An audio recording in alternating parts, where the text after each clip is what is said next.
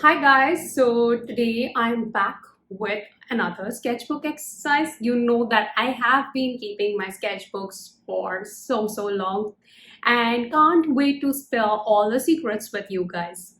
There are various layouts that you all might see in every artist's sketchbook but haven't ever tried it out or have failed. So why not understand that how to use a particular layout when you are working at a location and how to use your sketchbook when you are not any of the location but working at your own studio or studio space. So can't control my excitement anymore. Let's jump on to our sketchbook.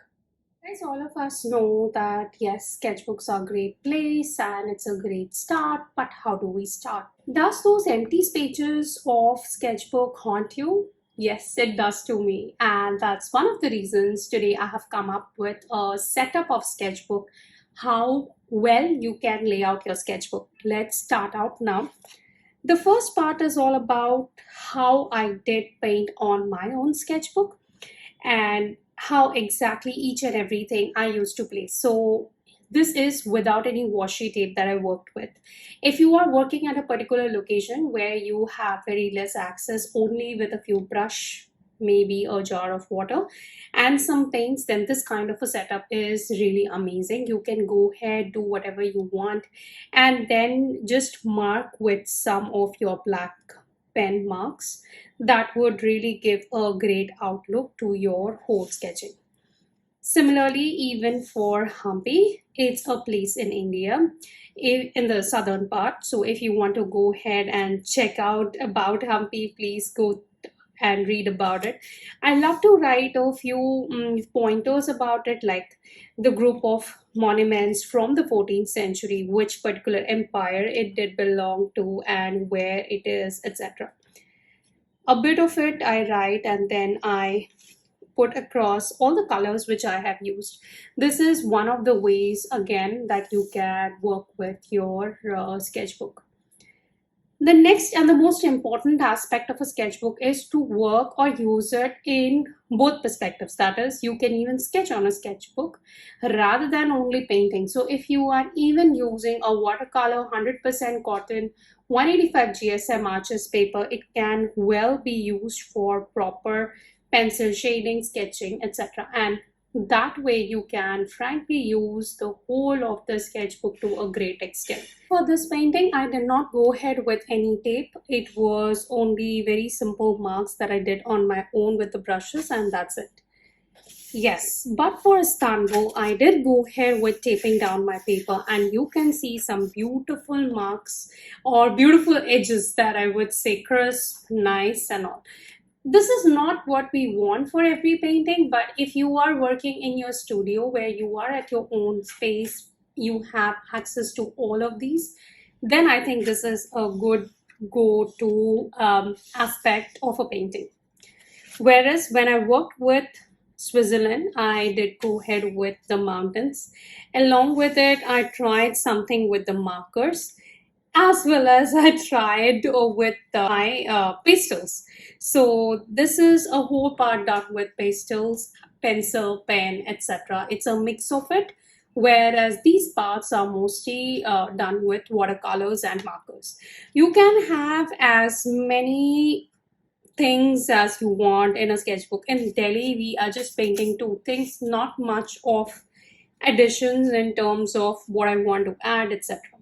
Another good example is New York, where we did draw and paint the Statue of Liberty. Along with it, we did try to add a small hand with this lamp.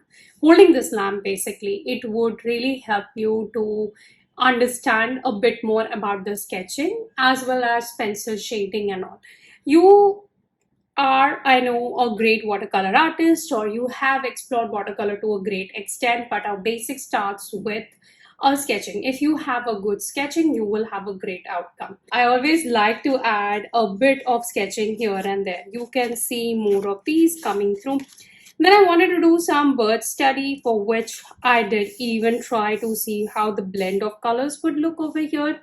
Any and anything and everything, I would say, is perfectly fine in a sketchbook. So never think that this will not go. Even you can see one of my failed attempts that did not go well. So that's absolutely okay. I was in Digha. It's a place in West Bengal. I wanted to paint a small place, which was basically Hotel Shonar Bangla, where we were staying, and I took a part of it and started painting it. Once I was done with it, I wanted to add something more by December. I added poinsettias. It is a beautiful flower which reflects Christmas. So that's how I went ahead and added this. Now, how I used a full page of like the middle page of a sketchbook. On one side, I added a sunset painting with very different colors than what you usually observe in a sunset. I went ahead with cerulean orange and some amount of neutrals, as well as when I worked with the swans on the right side, I did the same. I went ahead with a limited palette, finally adding some of my drawing really, I think, aces up the whole sketchbook layout to a great extent. That's how I went ahead with this particular section. Now let's go and understand what we are going to do with our sketchbook. It's going to be mountains this time. Before, I know the spring is already here. Before spring, it's not the case anymore. The spring is already here. All of you are seeing the changes in temperature, etc. So I did choose something in between where you have two beautiful mountains. One is absolutely snowy, reflecting our winter season, and another one is reflecting our spring season as it is already here. So let's see how I'm going to utilize it. Now, since I did do this sitting in my own comfort space, that is my studio, so I did use a lot of tape, crisp edges, and everything you will see. But when you are outside, as I've already told, there's a lot of combination that you can go ahead and use for painting anything that you want. Let's start with our whole painting now.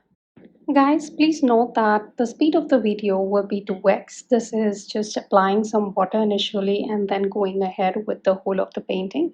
It's a really simple way of painting mountains. I'm going ahead with some of my blue. Now this you can take as phthalo blue, cobalt blue, or whatever blue that is available with you for the sky. And then let this paper dry off completely. Once this paper dries off, we will go ahead with the sketching part. Once we are done with the sketching part, we will start with our mountains.